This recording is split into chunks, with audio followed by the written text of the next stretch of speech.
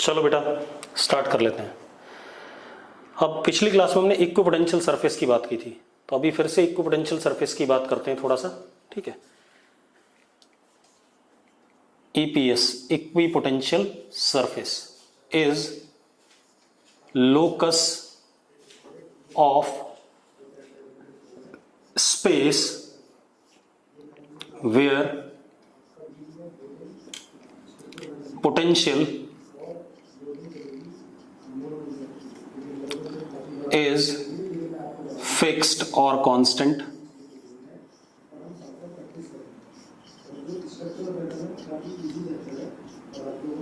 मतलब ऐसा reason space का या कोई सरफेस ऐसा जिस पे पोटेंशियल क्या रहेगा, कांस्टेंट रहेगा। ठीक है, इतनी बात। चलो हमने एक चीज पढ़ी थी, dv is equal to minus dw conservative upon Q not.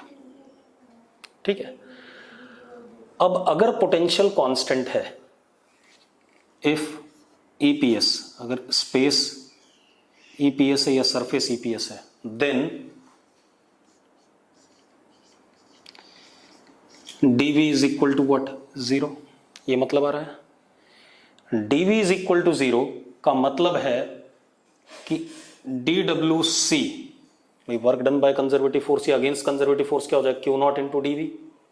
dwc is also equal to 0, मतलब हम कह सकते हैं work done in moving test charge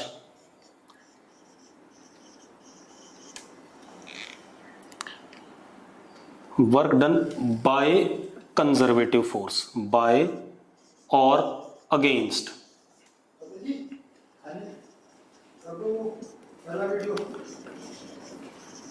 conservative force. Conservative यहां पर कैसा है, कूलम से। वर्क डन बाय और against Coulomb's force in moving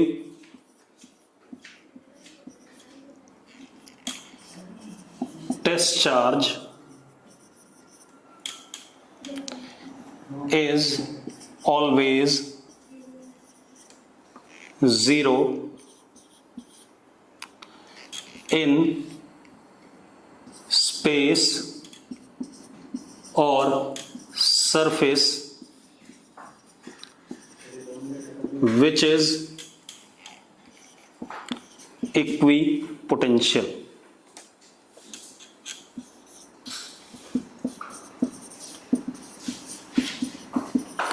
ये सीधी सी बात है, DWC क्या आ गया, 0 आ गया। मतलब टेस्ट चार्ज को एक जगह से दूसरी जगह मूव कराने में, ऐसे रीजन में, ऐसे स्पेस में या सरफेस पे जो इक्विपोटेंशियल है, work done bye Coulomb's force या अगेंस्ट कूलम्स फोर्स क्या होगा, 0 होगा। बाय डेफिनेशन दिख रहा है यहां पर।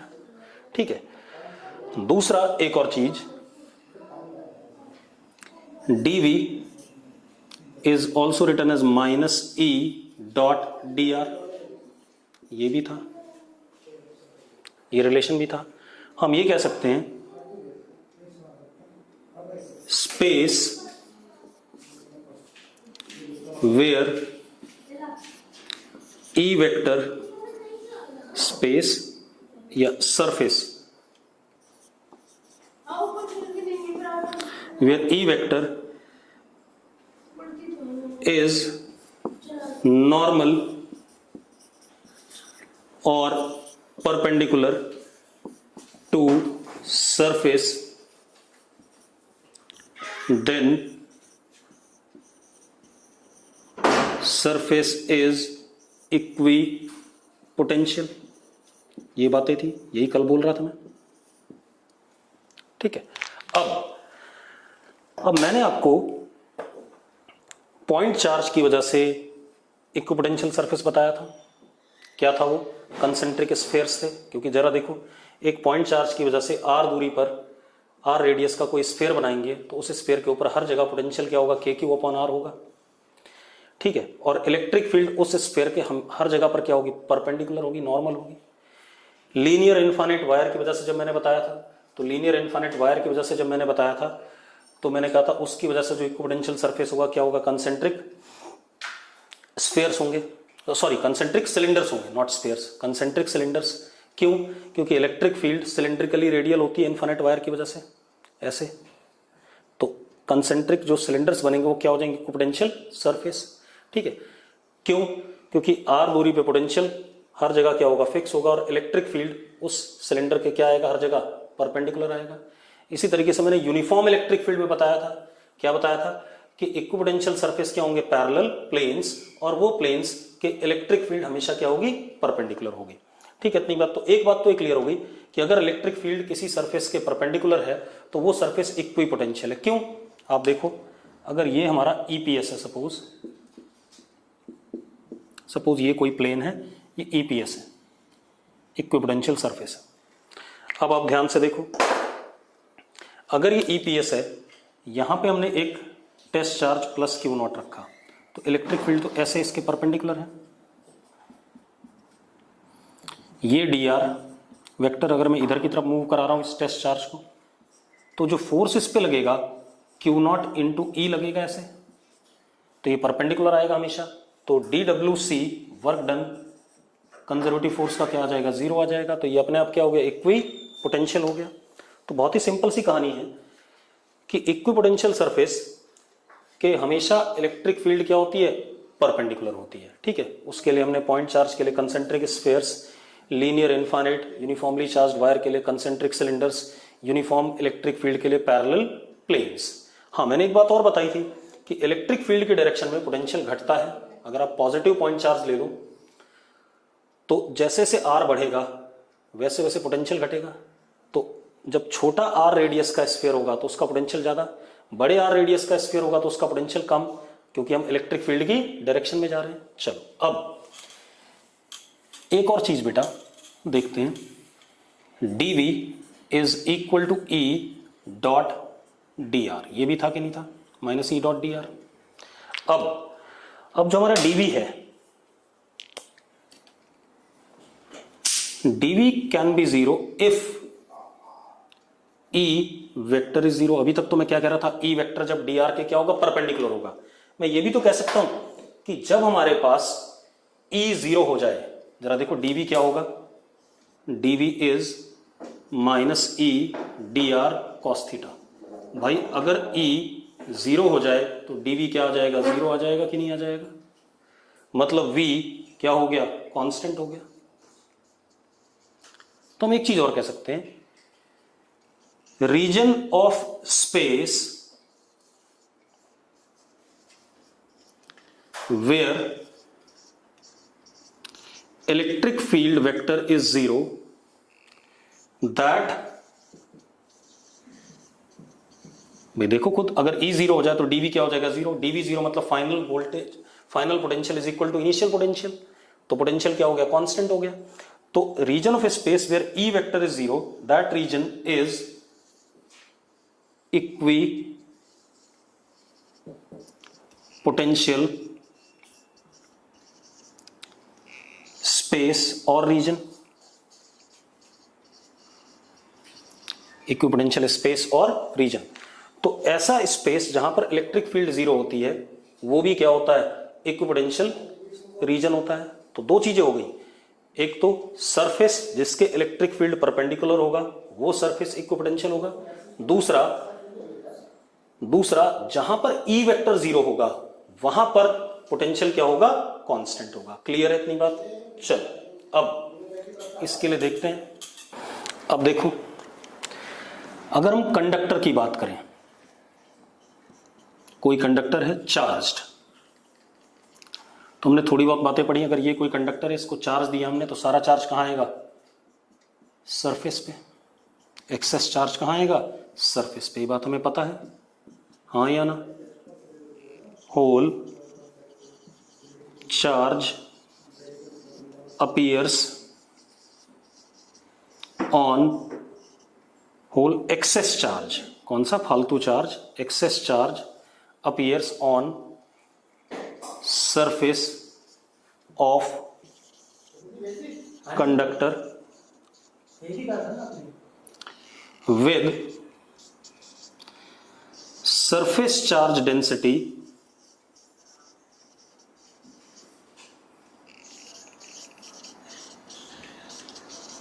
Sigma inversely proportional to radius of curvature. ये मैंने कहा था बाद में प्रूव कराऊंगा, तो बाद में प्रूव हो जाएगा। तो जो मैंने डायग्राम बनाया इसमें रेडियस ऑफ कर्वेचर अलग अलग जगह अलग अलग है, तो सिग्मा अलग अलग जगह क्या होगा, अलग अलग होगा। जहां रेडियस छोटा वहां सिग्मा ज्यादा, जहां रेडियस बड़ा वहां सिग्मा कम। क्लियर है? अब लेकिन whole charge appears on surface of conductor with surface charge density inversely proportional to radius of curvature such that at every interior, ये भी हमने पढ़ा हुआ है, point of conductor E vector is equal to 0। पढ़ा है कि नहीं पढ़ा हमने कि हर इंटीरियर कंडक्टर के अंदर इलेक्ट्रिक फील्ड इंटीरियर पॉइंट पे क्या होता है, 0 होता है। ठीक है, इतनी बात। तो अब अंदर हर पॉइंट पे इलेक्ट्रिक फील्ड क्या है, 0 है। तो अंदर हर पॉइंट पे इलेक्ट्रिक फील्ड क्या आ गया, 0 आ गया। अब अंदर अगर इलेक्ट्रिक फील्ड हर पॉइंट पे 0 आ गया, ठीक है, तो मजेदार बात देखो, मान लेते हैं सरफेस का पोटेंशियल Vs है। कितना है, Vs है। अब अंदर मैं इस पॉइंट का पोटेंशियल जानना चाहता हूं, V, अंदर वाले पॉइंट का। तो मैं इसको अपना क्या कर लेता हूं, इनिशियल, और इसको अपना क्या, फाइनल पॉइंट। अब आपको पता है dv is equal to minus E dot dr। Surface से इंटीरियर किसी पॉइंट पे इंटीग्रेट कर देते हैं, और ये कैसा vs और ये कैसा v इंटीरियर। अब आप एक बात तो, e कितना है, सरफेस से जब हम अंदर आएंगे तो E हर पॉइंट पे क्या है, 0 है। तो this is what, this is null vector. तो क्या आ गया, dv इंटीग्रेशन vs और v interior is equal to what, 0 आ गया। तो हम क्या कह सकते हैं, v interior is equal to v on surface. मतलब conductor as a whole is equipotential body. अंदर हर पॉइंट का पोटेंशियल और सरफेस का पोटेंशियल क्या रहेगा, बराबर रहेगा। मैं बाहर की बात नहीं कर रहा हूं, क्योंकि बाहर तो इलेक्ट्रिक फील्ड 0 नहीं है, तो वहां तो पोटेंशियल क्या करेगा, चेंज करेगा। लेकिन अंदर देखो इलेक्ट्रिक फील्ड हर जगह 0 था, तो जो सरफेस पे पोटेंशियल था वही कहां था, अंदर था, अकॉर्डिंग टू दिस। तो क्या कहानी आ गई, for conductor potential is constant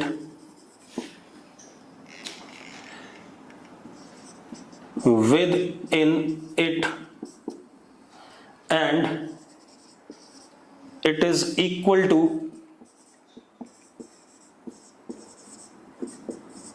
potential on surface of conductor।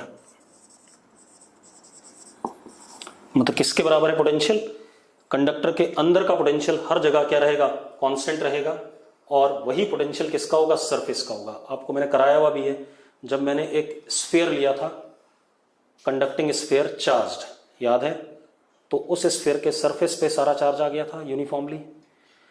अंदर पोटेंशियल जो सरफेस पे था के क्यू अपॉन कैपिटल आर, वही हर पॉइंट पे था कि नहीं था। तो वही बात यहां भी अपने आप प्रूव हो रही है कि क्योंकि E 0 है तो right hand side will be 0, तो V interior will be equal to what, Vs। तो कंडक्टर के अंदर हर पॉइंट का पोटेंशियल किसके बराबर होता है, जो कंडक्टर के सरफेस पे होता है। ठीक है, इतनी बात। तो this is all about what, equipotential surface. तो इक्विपोटेंशियल सरफेस, कंडक्टिंग बॉडी अपने आप ही क्या है, इक्विपोटेंशियल बॉडी है, उसके अंदर जो पोटेंशियल होगा वही सरफेस पे होगा। बाहर की बात नहीं कर रहा हूं, क्योंकि बाहर इलेक्ट्रिक फील्ड 0 नहीं भी हो सकता है। जैसे इस केस में बाहर इलेक्ट्रिक फील्ड 0 नहीं है, यहां पर इलेक्ट्रिक फील्ड कुछ ना कुछ होगा। तो यहां से और यहां तक में इलेक्ट्रिक फील्ड कुछ होगा, तो पोटेंशियल भी क्या करेगा, चेंज करेगा। क्यों? क्योंकि electric field is non zero है बाहर के लिए, तो पोटेंशियल क्या करेगा? चेंज करेगा। ठीक है, इतनी बात। तो अंदर कंडक्टर के हर पॉइंट पे पोटेंशियल क्या होता है? सेम होता है, और उतना ही होता है जितना कंडक्टर के सरफेस पे होता है। तो एक तो ये हो गया कि कहीं पर अगर इलेक्ट्रिक फील्ड जीरो है, ज्यादातर वो किस केस में है? कंडक्टर के अंदर इलेक्ट्रिक फील्ड क्या होती है? जीरो होती है। तो conductor as a whole will be what? Equipotential body. दूसरी चीज, conductor as a whole is equipotential body. दूसरा क्या है बेटा? दूसरा हमने क्या पढ़ा? Equipotential surface. ऐसा सरफेस जिसपे ई वेक्टर परपेंडिकुलर होगा, उस सरफेस को भी हम क्या कहेंगे? इक्विपोटेंशियल सरफेस कहेंगे। चलो अब थोड़ा सा एक दो क्वेश्चन करके देखते हैं इस पर। मान लो ये हमारे पास एक्स एक्सिस है और ये हमारे पास क्या है? वाई एक्सिस है।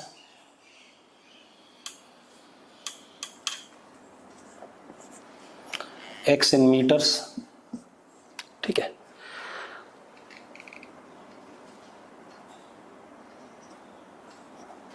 One metre.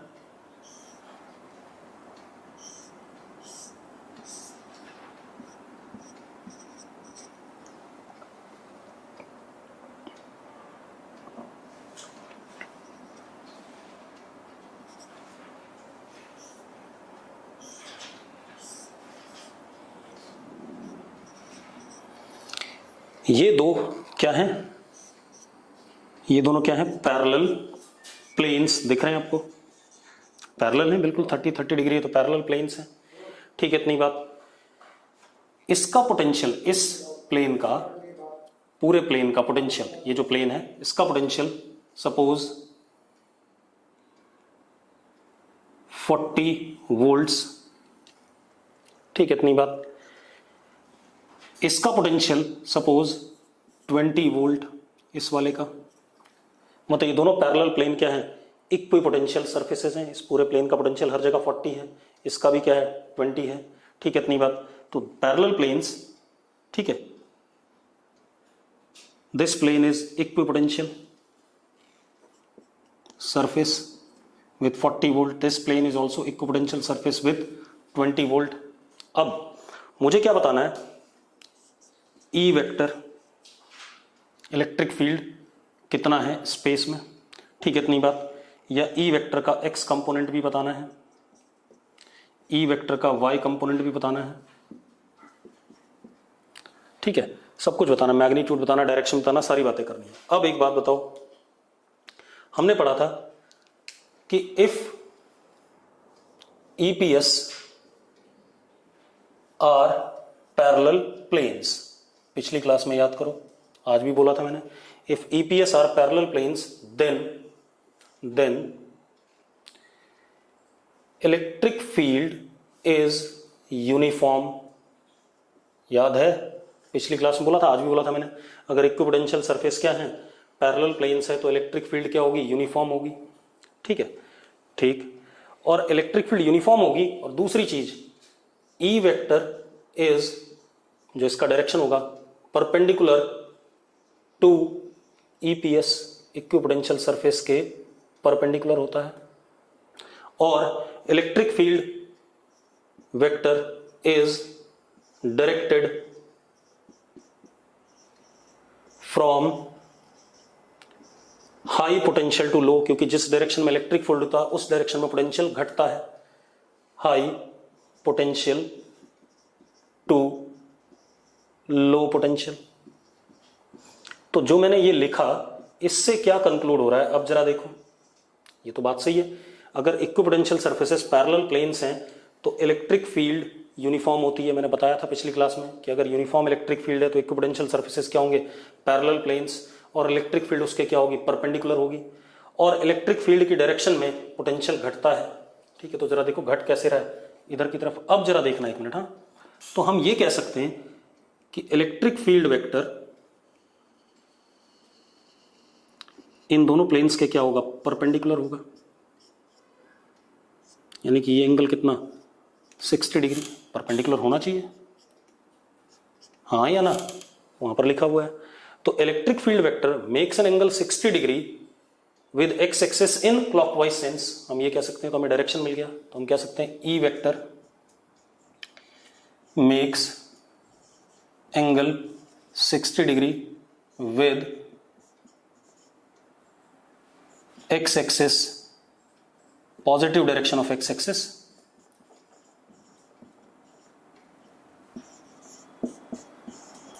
In clockwise sense. ठीक है, जरा देखो, क्लॉकवाइज सेंस में पॉजिटिव डायरेक्शन के साथ 60 डिग्री एंगल बना रहा है। अब मुझे इलेक्ट्रिक फील्ड का मैग्नीट्यूड चाहिए। ठीक, कोई दिक्कत नहीं। मैग्नीट्यूड जरा देखो, इलेक्ट्रिक फील्ड यूनिफॉर्म है बेटा, ये तो तय हो गई क्योंकि पैरेलल प्लेन्स हैं। इलेक्ट्रिक फील्ड यूनिफॉर्म है तो हमें पता है dv is equal to minus E dot D R. ठीक है, इतनी बात। अब जरा देखो, dv फाइनल ये है, इनिशियल ये है, तो dv इज व्हाट, और dr क्या हो गया, ये हो गया इस डायरेक्शन में। ठीक है, इतनी बात। चलो इंटीग्रेट कर लेंगे, फाइनल ये, इनिशियल ये। ठीक है, तो integration dv final is what 20 volt, sorry final is 20 volt, initial is what 40 volt, क्योंकि हम इनिशियल से फाइनल की तरफ 40 20 is equal to minus integration E बेटा यूनिफॉर्म है तो इंटीग्रेशन से क्या आ जाएगा, बाहर आ जाएगा, डॉट डी आर। अब जरा देखो, डी आर ये रहा हमारा छोटा सा, इसी डायरेक्शन में ले रहे हैं इनिशियल से फाइनल। ई और डी आर के बीच में एंगल क्या, 0। क्लियर है, और ई कांस्टेंट है तो इंटीग्रेशन से क्या आ जाएगा, बाहर आ जाएगा। इसको क्या लिख सकता हूं मैं, माइनस ई डी आर, क्योंकि एंगल क्या है, ई और डी आर के बीच में 0 है, और ई क्योंकि कांस्टेंट इंटीग्रेशन से बाहर आ जाएगा। अब डी आर देखो, यहां से लेके यहां तक की लेंथ, तो अगर मैं इसको इस लेंथ को देखूं तो कितना है बेटा, ये एंगल 60, ये कितना 1, तो ये कितना हो गया, ये 1 है, ये क्या हो गया बेस, तो कहां से 0 से 1/2, because this length will be 1/2। अगर ये 1 है हाइपोटेन्यूज तो base is what cos 60 into 1 that is 1/2। कितना आ गया जरा देखो, -20 is equal to minus E into what half, cut गया, तो E comes out to be what 40। कितना आ गया, 40 आ गया। वी की यूनिट वोल्ट्स में, आर की यूनिट किस में, मीटर्स में, तो 40 वोल्ट पर मीटर। आ गया कि नहीं आ गया बेटा, D V is what volts, D R is in what metres, तो वोल्ट पर मीटर आ गया। ये हमारे पास क्या आ गया, ई का मैग्नीट्यूड आ गया, डायरेक्शन भी आ गया, सारी बातें कर ली। अब ई एक्स इज व्हाट 40 का कॉस कंपोनेंट, तो 40 कॉस 60 यानी कितना 20 i cap. E Y is what 40 sine 60 यानी कि 20√3 और माइनस जे कैप। ये हमारा ई एक्स और ई वाई आ गया, सारी बातें आ गई, कोई दिक्कत है इसमें, कोई इशू नहीं है। ठीक है, एक और क्वेश्चन देखते हैं बेटा।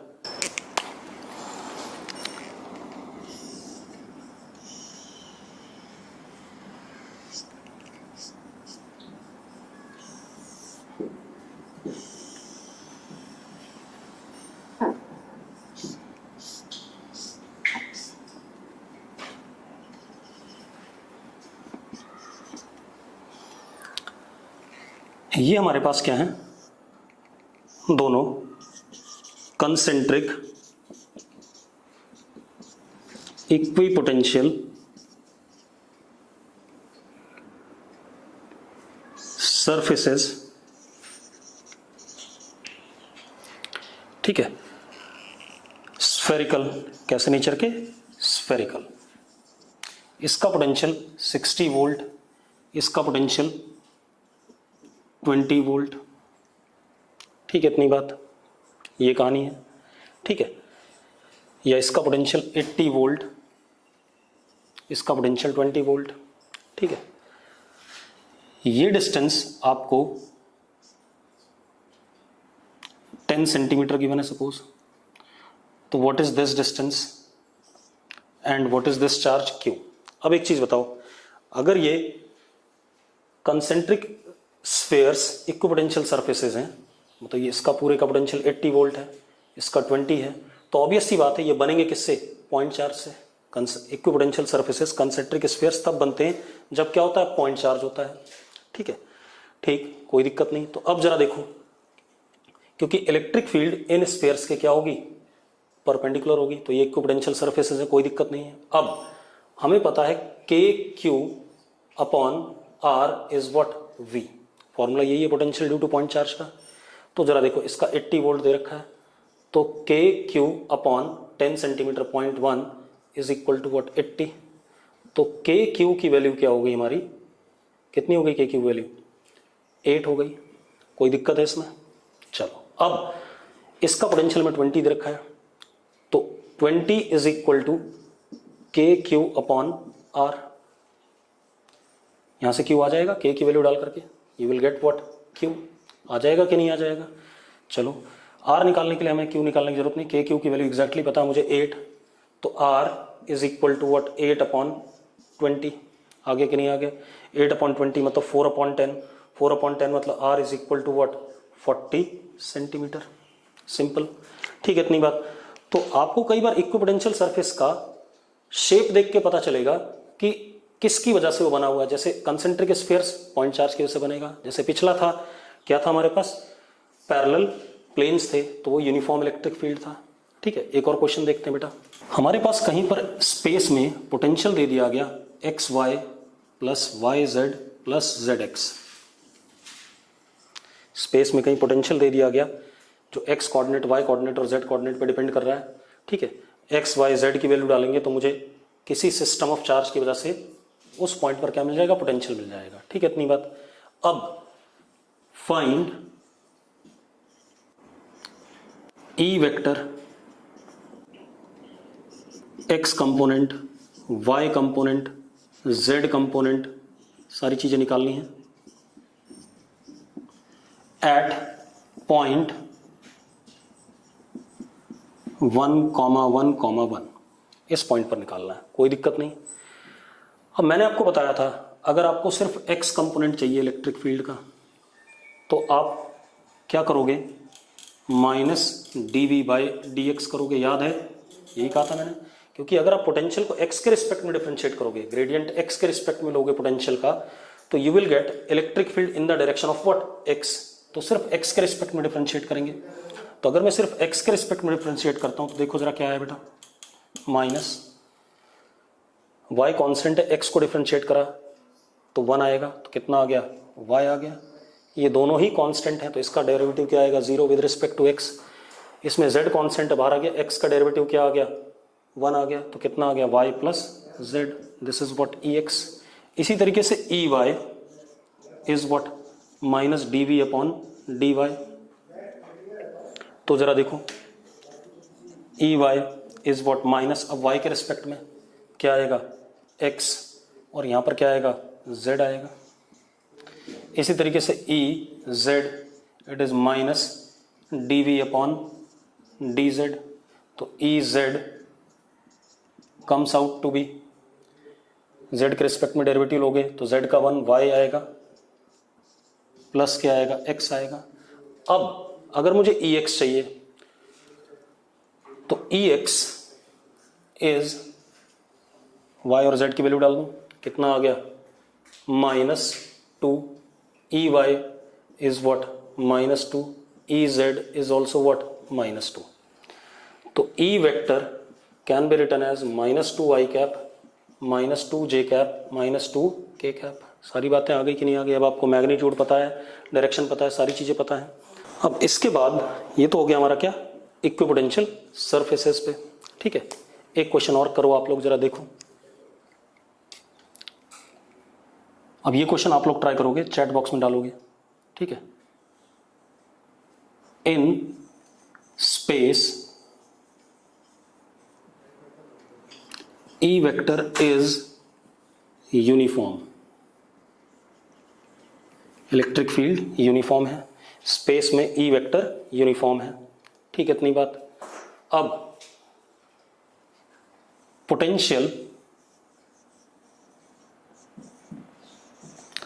एट पॉइंट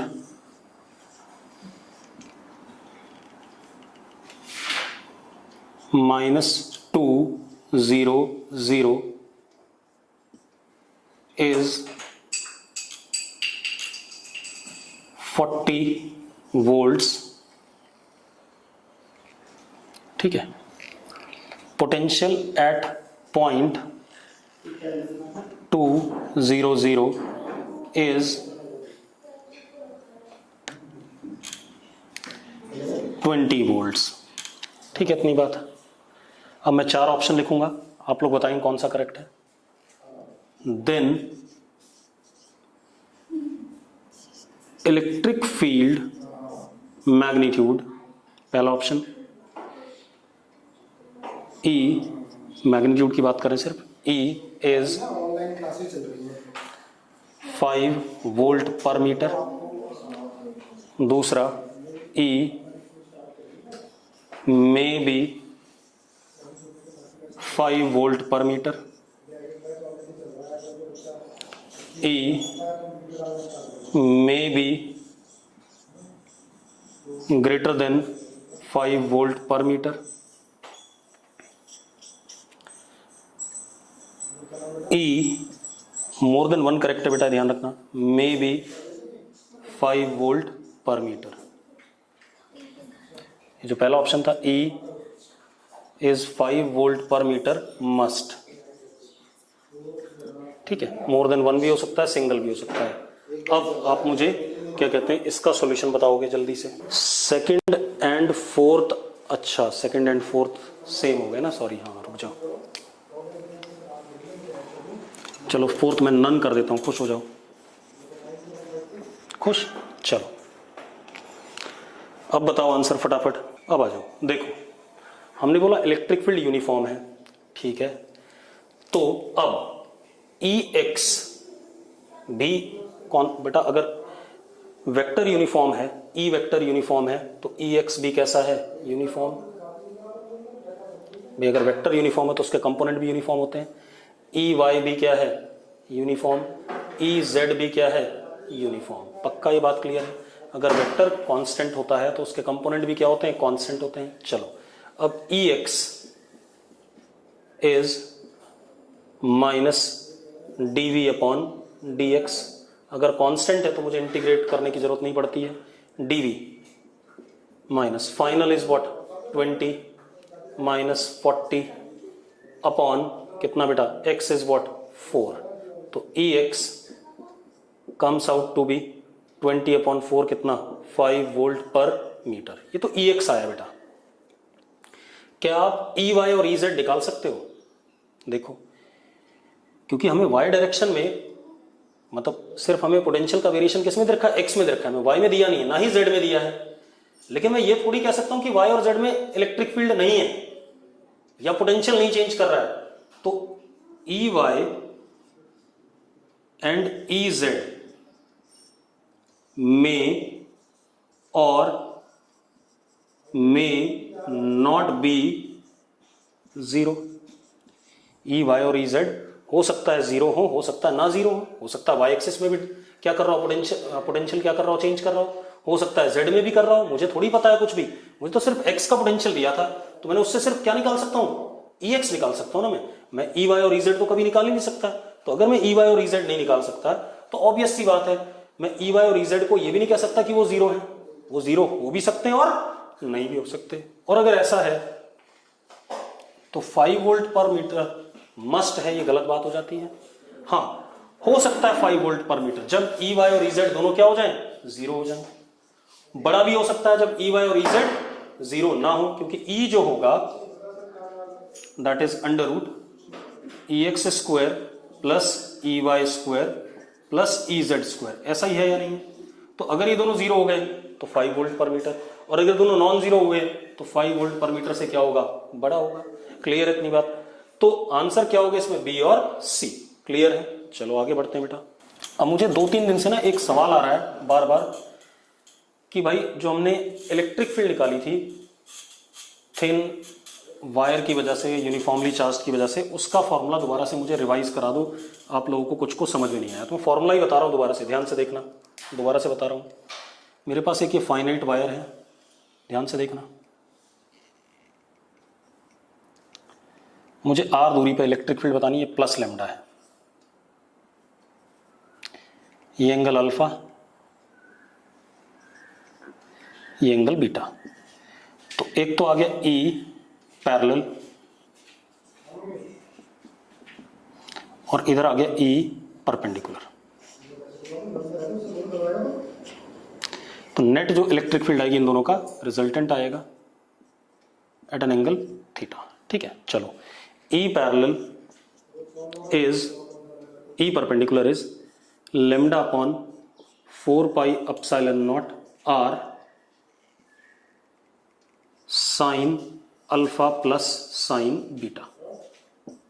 ठीक है, मैं फॉर्मूला बता रहा हूं, मैंने इंटीग्रेट करा दिया था एक दिन, अब नहीं कराऊंगा। ठीक है, sign alpha plus sine beta, क्योंकि दोनों के परपेंडिकुलर कंपोनेंट, इसकी वजह से और इसकी वजह से, दोनों के परपेंडिकुलर कंपोनेंट क्या होंगे, ऐड होंगे, तो दोनों एंगल एडिशन में आएंगे। E parallel lambda upon 4 pi epsilon naught R. ठीक है, क्योंकि इतने और इतने पैरेलल कंपोनेंट एक दूसरे को कैंसिल कर जाएंगे, ये रिमेनिंग वाले बचेंगे, इस वजह से ऊपर की तरफ, तो कितना, cos alpha minus cos beta. मैंने कॉस अल्फा इसलिए लिखा पहले क्योंकि कॉस अल्फा छोटे एंगल का कोसाइन बड़ा होता है। ठीक है, ये आ गया। अब आप ई निकाल सकते हो, under root of E parallel square, E perpendicular square, और डायरेक्शन भी निकाल सकते हो। ठीक है, दूसरा अगला देखो,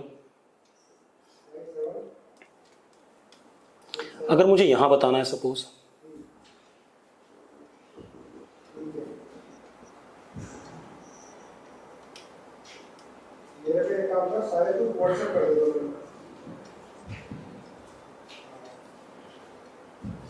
सपोज ये आर दूरी है,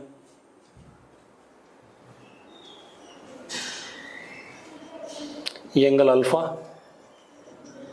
और ये एंगल बीटा।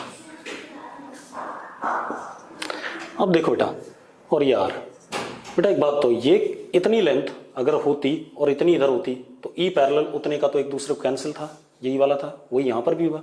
इतना पैरेलल एक दूसरे को कैंसिल कर रहा है, बचा वाला ही पैरेलल है, तो पैरेलल को तो कोई फर्क यहां नहीं पड़ेगा। E parallel will remain what, same.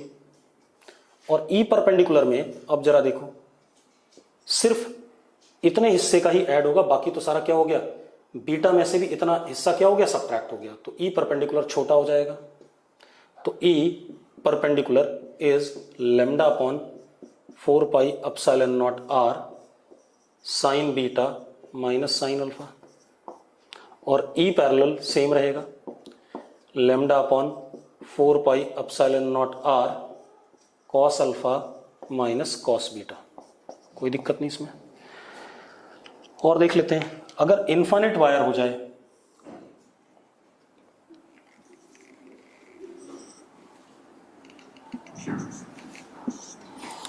तो ये अल्फा एंगल भी क्या हो जाएगा और ये बीटा एंगल भी क्या हो जाएगा, दोनों 90 हो जाएंगे। तो ई पैरेलल अपने आप क्या हो जाएगा, 0, कि cos 90 माइनस cos 90 क्या होता है, cos 90 0 ही होता है। ठीक है, इतनी बात। तो बचा क्या हमारे पास, सिर्फ ई परपेंडिकुलर, यही हमारा ई हो जाएगा। कितना हो जाएगा, E is equal to lambda upon 4 pi epsilon naught R sine 90 plus sine 90, that is what 2, तो lambda upon 2 pi epsilon naught R. इसी तरीके से अगर सेमी इनफाइनाइट हो जाए बेटा, इधर इन्फिनिटी, तो ये बीटा कितना 90 और अल्फा कितना 0। अब जरा देखो, तो ई parallel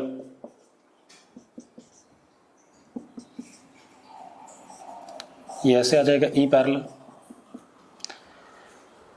cos 0 is what 1, cos 90 is what 0, तो कितना हो गया, ई पैरेलल हो गया lambda upon 4 pi epsilon naught R, और E perpendicular sine 0 plus sine 90 sine 91, तो E perpendicular is same as that parallel.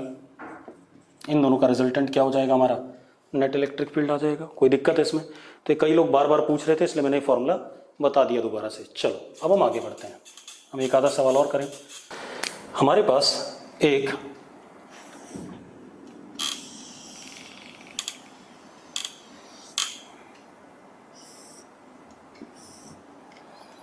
Hemisphere है,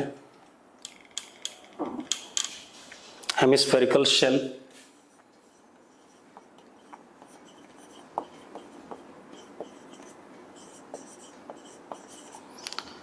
यूनिफॉर्मली चार्ज्ड प्लस सिग्मा, सारा कर्व्ड सरफेस पे, नीचे खाली है बेटा, नीचे कुछ नहीं है, नीचे ओपन है।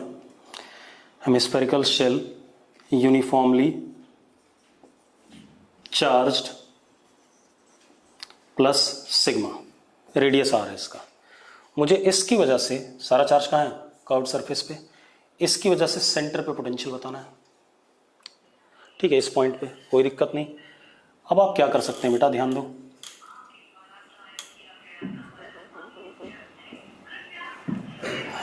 अब आप क्या कर सकते हैं, थीटा एंगल पे ये डी थीटा लेकर के आप यहां पर एक रिंग मान लें। क्या मान लें, रिंग।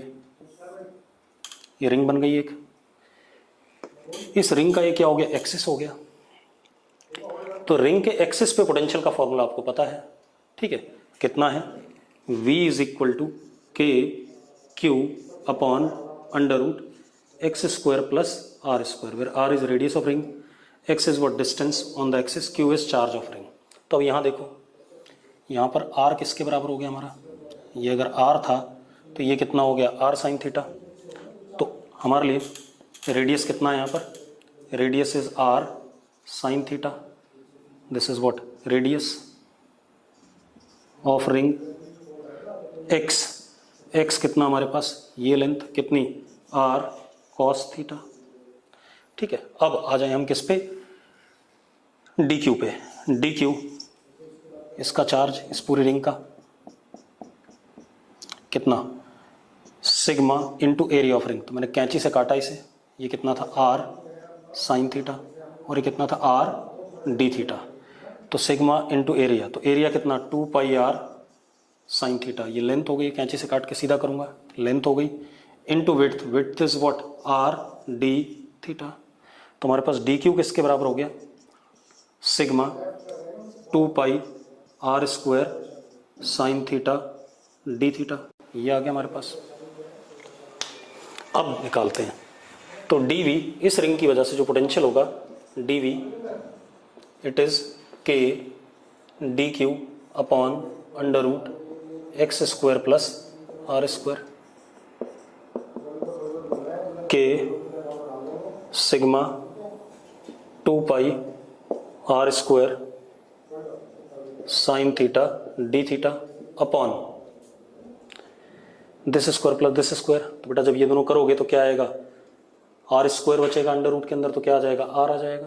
तो आर से आपका आर कट जाता है, कट जाता है कि नहीं कट जाता है। तो अब जरा देखो, D V is equal to 1/4 pi epsilon naught, तो क्या आ जाएगा, sigma upon 2 epsilon naught R sine theta D theta का इंटीग्रेशन मुझे टोटल पोटेंशियल दे देगा। और लिमिट कहाँ से कहाँ तक, 0 से लेकर के π/2। ठीक है, क्योंकि 0 से लेकर के π/2। तो साइन थीटा का इंटीग्रेशन क्या आएगा, माइनस कॉस थीटा, लिमिट डालेंगे 1 आ जाएगा। तो this comes out to be v is equal to sigma R upon 2 epsilon naught. ये हमारा पोटेंशियल आ गया एट द सेंटर। क्लियर इतनी बात। ऐसी बहुत सारे सवाल बनेंगे जिसमें आपको पोटेंशियल निकालना होगा। पोटेंशियल निकालना रादर बहुत आसान है in comparison to electric field. क्यों, क्योंकि इलेक्ट्रिक फील्ड में हमें वेक्टर सम करना होता है, पोटेंशियल में हमें क्या करना होता है, स्केलर सम करना होता है। ये तो हो गया हमारा potential due to hemispherical shell uniformly charged at the center of shell. ठीक है, इतनी बात। अब आते हैं हम थोड़ा सा और बात करते हैं। अब आगे बात करते हैं बेटा, अगला क्वेश्चन। सपोज हमारे पास एक ये पॉइंट चार्ज है प्लस क्यू,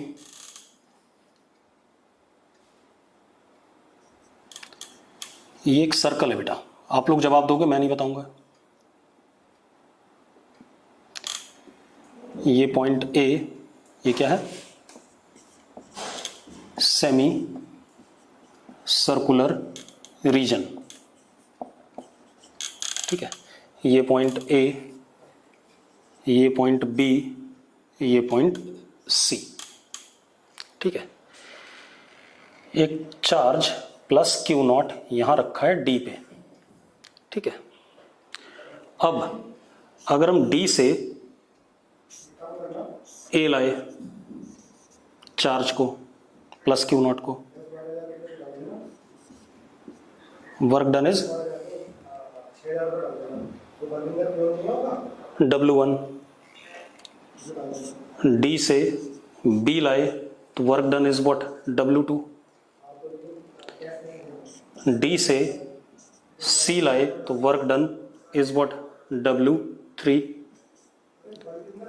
ठीक है, अब आपको क्या बताना है, पहला option W1 is equal to W2 is equal to W3, पहला ऑप्शन। दूसरा W1 greater than W2 greater than W3। तीसरा W1 less than W2 less than W3, none. इनमें से कौन सा आंसर होगा, आप मुझे बताएंगे, जल्दी बताओ। चलो अब मैं बताता हूं भाई, आंसर 1 है। आप एक बात बताओ बेटा, इस चार्ज की वजह से यहां पे पोटेंशियल V इनिशियल, और ये सारे पॉइंट्स इस चार्ज से R दूरी पे हैं या नहीं है, तो यहां potential V final V final V final, और सब जगह V फाइनल कितना है, K Q अपॉन, अगर ये डिस्टेंस कितना है, R है, ये इक्विपोटेंशियल सरफेस ही तो है, कितना आएगा, K Q अपॉन R आएगा कि नहीं आएगा। और अगर यहाँ VI है तो हमें पता है, देखो जरा, DV is equal to minus DWC upon Q0, तो minus WC is equal to what, Q0 into V final minus V initial.